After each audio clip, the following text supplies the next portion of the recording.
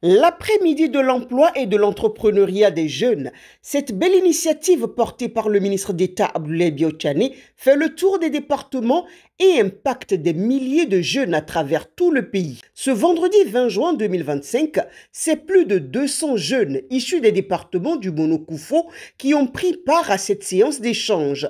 Une rencontre riche en informations et en perspectives, centrée sur les nombreuses opportunités d'emploi créées par le gouvernement au profit de la jeunesse béninoise. Dans une ambiance dynamique, les jeunes venus des différentes communes des deux départements ont écouté attentivement les différents responsables en charge des projets et programmes, leur présenter les mesures concrètes prises par le gouvernement pour favoriser leur insertion socio-professionnelle.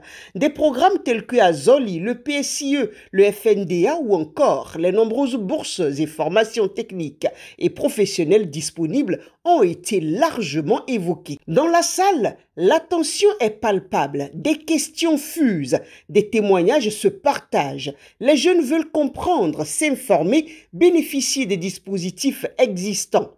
Pour beaucoup, cette rencontre est une première occasion d'échanger directement avec une autorité gouvernementale de haut rang sur leurs préoccupations concrètes. Ceux qui ont parlé cet après-midi ont pu parler d'une adéquation entre la demande et l'offre du travail sur le marché. C'est vrai, si vous faites anglais et que votre rôle est seulement de faire la traduction, vous êtes hors du marché parce qu'avec ce téléphone, j'ai déjà tout fait traduction. Et vous avez même des applications qui vous traduisent oralement ce que quelqu'un est en train de dire. Ça veut dire que vous, qui avez osé de faire les Chinois uniquement pour traduire, vous êtes hors du marché. Mais la formation en chinois, c'est ce que je veux dire. Donc, ce n'est des choses, les demandeurs d'emploi, et c'est important, nous devons expliquer aux parents, à nos parents d'élèves. Nous devons les expliquer aux enseignants aussi.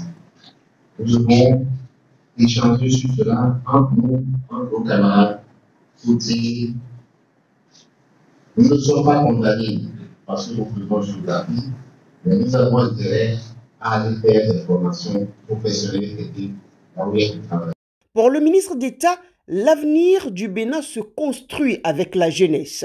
Il l'a donc invité à saisir les opportunités disponibles mises en place par le président Talon et son gouvernement. Il a exhorté les jeunes à faire preuve de détermination, de discipline et surtout d'engagement. Nous sommes venus ici pour sensibiliser sur certaines préoccupations et en partant, je souhaite, je demande que chacun soit aussi porte-parole du gouvernement, de vos propres intérêts surtout, pour aller dire aux autres, oui, je peux postuler au PSE, oui, je peux faire la Zoli, oui, il y a des possibilités au FNDA, mais surtout, oui, il y a beaucoup de possibilités qui sont là pour nous.